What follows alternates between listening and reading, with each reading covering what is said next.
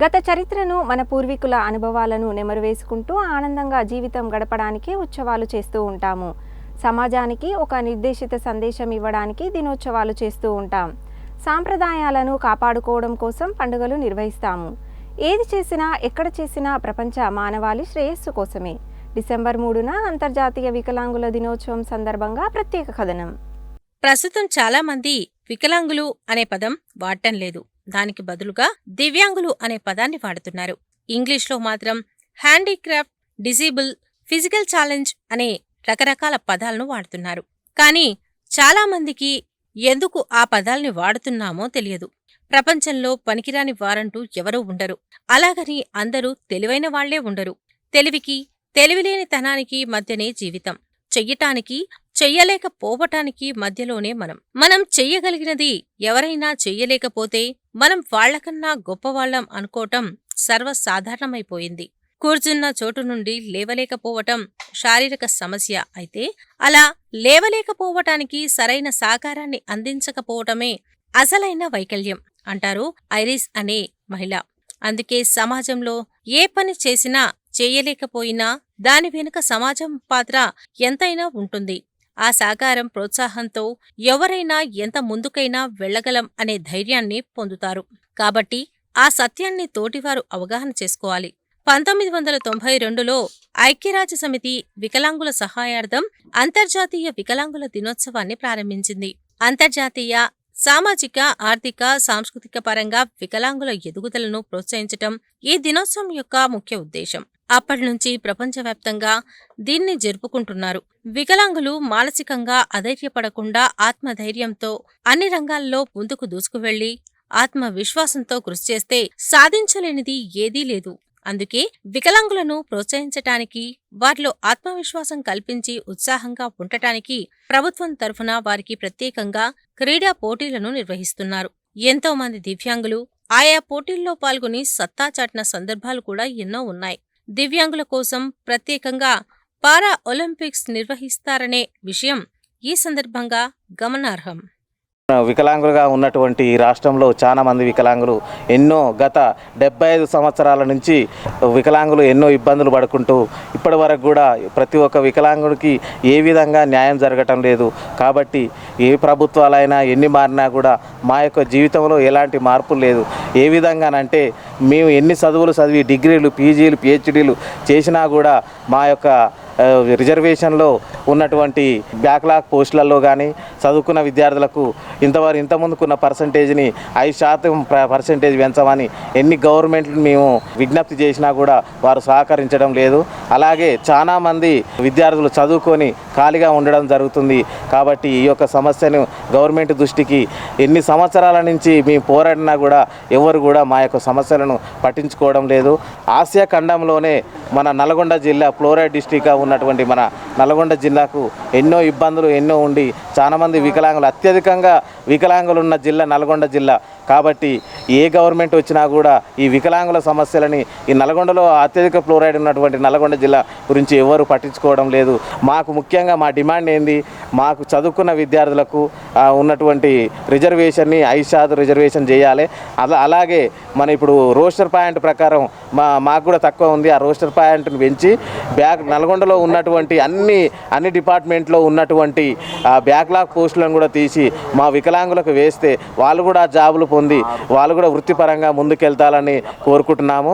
అలాగే ఈ యొక్క నల్గొండ జిల్లాలో 1986 నుంచి ఉన్నటువంటి హాస్టల్ను ఇంతవరకు ఏ గవర్నమెంట్ కూడా దానికి హోమ్ హాస్టల్ చేయలేదు, దానికి సొంత భవనం లేదు. కాబట్టి ఇప్పుడున్న గవర్నమెంట్లైనా దయచేసి ఈ యొక్క హాస్టల్ని హోమ్ హాస్టల్ చేసి సొంత బిల్డింగ్ కేటాయించి దాన్ని నిర్మాణం చేయవలసిందిగా మా యొక్క ముఖ్యమైన డిమాండు. అలాగే ఈ యొక్క పింఛన్ను కూడా ఈ గవర్నమెంట్ వచ్చినటువంటి ఇప్పుడు ప్రజెంట్ ఉన్నటువంటి గవర్నమెంట్ 4,000 పింఛన్ 6,000 పింఛన్ చేస్తామని అన్నారు. కాబట్టి దాన్ని కూడా త్వరలోనే ఆ యొక్క 4,000 పింఛన్ 6,000 పింఛన్ చేయాలి.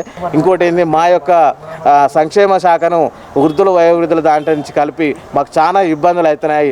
కాబట్టి మా వికలాంగుల శాఖను కూడా సపరేట్ శాఖగా చేస్తే మా యొక్క వచ్చే నిధులను అయినా మాకు సపరేట్గా వస్తాయి. కాబట్టి ఈ యొక్క అంత ఉక్కుమడిగా ఉండడం వల్ల మాకు ఏ సంక్షేమ పథకాలు వచ్చినా కూడా మాకు అందుబాటులో లేకపోతున్నాయి. ఇంత ముందుకు 2014 ముందల మాకు ఎవరైనా షాపులు పెట్టుకోవడానికి కానీ ఏదైనా వెహికల్స్ పెట్టుకోవడానికి కానీ గవర్నమెంట్ లోన్ పరంగా ఉండేది. ఇప్పుడు 2014 తర్వాత నుంచి ఆ లోన్లు కూడా మొత్తం లేకుండా పోయాయి. కాబట్టి మళ్ళీ తిరిగి ఆ యొక్క లోన్లను కూడా మళ్ళా పునరుద్ధరించాలని ఈ ఉన్నటువంటి గవర్నమెంట్ని కూడా కోరుకుంటున్నాము. ముందుగా నల్గొండ జిల్లాలో ఉన్న వికలాంగులందరికీ ప్రపంచ వికలాంగుల దినోత్సవ శుభాకాంక్షలు.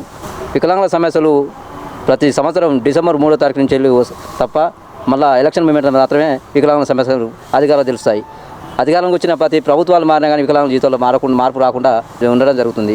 వికలాంగులకు సంబంధించినటువంటి బ్యాక్లాగ్ విషయంలో కానీ ఉద్యోగ ఉపాధి అవకాశాలు కానీ వికలాంగులకు న్యాయం చేయకుండా ప్రభుత్వాలు నిర్లక్ష్యం చేస్తూ వస్తున్నాయి. తక్షణమే వికలాంగులకు సమస్యలు పెట్టిన ప్రభుత్వాలు స్పందించి వికలాంగులకు సంబంధించినటువంటి ఏమైనా రిజర్వేషన్ సంబంధించిన పరంగా వాళ్ళకి అవకాశాలు కల్పించాలి. గత ప్రభుత్వం కేసీఆర్ గారి ప్రభుత్వం 4,000 పెన్షన్ పోవడం జరిగింది. ఇప్పుడున్న ప్రభుత్వం రేవంత్ రెడ్డి గారు ఎన్నికల మేనిఫెస్టోలో 6,000 వృద్ధుల వితంతులకు 4,000 ఇస్తానని చెప్పేసి గత సంవత్సరంగా వస్తున్న ఇంతవరకు వికలాంగుల సమస్యలు పట్టించుకోకుండా కాలయాపన చేస్తూ వస్తున్నాడు. తక్షణమే వికలాంగులకు సంబంధించిన సమస్యలన్నింటినీ తక్షణం పరిష్కరించాలని చెప్పేసి నా యొక్క డిమాండ్ చేస్తున్నాను. ఈ ప్రపంచ వికలాంగ దినోత్సవం అనేది 1992 డిసెంబర్ 3వ తారీఖు రోజున ఐక్యరాజ్య సమితి గుర్తించబడినటువంటి దినం. అంతేకాకుండా ఆనాటు దేశ సరిహద్దుల్లో యుద్ధం చేసి కాళ్ళు చేతులు పోగొట్టుకున్న వారికి ఈ దేశం గుర్తింపుగా ఇచ్చినటువంటి డేగా దీన్ని పరిగణలోకి తీసుకున్నారు ఐక్యరాజ్య సమితి వారు. అయితే ప్రస్తుతం ఉన్నటువంటి ఈ పరిస్థితుల్లో దివ్యాంగులు అనేవాళ్ళు ఎక్కువ కూడా కుటుంబాల మీద ఆధారపడి బతుకుతున్నటువంటి చరిత్ర. కానీ ఈ రాష్ట్ర ప్రభుత్వాలు మాకు చేయవలసినటువంటి ముఖ్యంగా పెన్షన్ అనేది కేవలం భరోసా మాత్రమే. కానీ మేము ఈ సమాజంలో గౌరవంగా ఆర్థికంగా జెన్యూన్గా ఉండాలంటే కేంద్ర రాష్ట్ర ప్రభుత్వాలతోటి చొరవ తీసుకొని ఉద్యోగ ఉపాధి పథకాలకు ఎక్కువగా మాకు ప్రాధాన్యత ఇవ్వాల్సిన అవసరం ఉంటుంది. ఎందుకనంటే ఈ ప్రస్తుతంలో ఉన్నటువంటి సమాజంలో ఎక్కువగా విద్యకు ఉన్నటువంటి విలువ దేనికి లేదు. కాబట్టి మేము చదువుకొని చాలా డిగ్రీలు చేసుకున్నటువంటి మా సోదరులు ఉన్నారు. వారికి బ్యాక్లాగ్ పోస్టులను భర్తీ చేయకుండా కనీసం ప్రభుత్వపరమైనటువంటి ఉద్యోగాలు కాకుండా కాంట్రాక్టు అవుట్సోర్సింగ్ టైపులనైనా మాకు ఉపాధి హామీ చూపెట్టాలి. అంతేకాకుండా ఈ 2016 చట్టం అనేది కూడా ప్రతి శాఖలోనూ పూర్తి స్థాయిలో అమలు చేసే విధంగా కూడా ప్రభుత్వం చొరవ చూపాలి. అంతేకాకుండా ఈ రాష్ట్రంలో ఉన్నటువంటి ప్రభుత్వ పథకాల్లో కానివ్వండి, స్థానిక సంస్థల్లో కానివ్వండి 5% రిజర్వేషన్ అనేది ముఖ్యంగా మాకు ప్రాధాన్యత ఇవ్వాలి.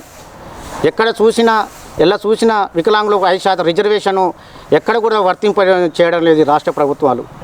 కేంద్ర రాష్ట్ర ప్రభుత్వ జీవోలు ఇచ్చినాయి, కేవలం జీవోలకు మాత్రమే పరిమితమైనవి, పేపర్ స్టేట్మెంట్లకు మాత్రం పరిమితమైనవి తప్ప మాకు ఇచ్చేటువంటి పథకాలలో కానివ్వండి, సంక్షేమ శాఖలో భాగాల్లో కానివ్వండి 5% రిజర్వేషన్ ఎక్కడ కూడా అమలు కావడం లేదు.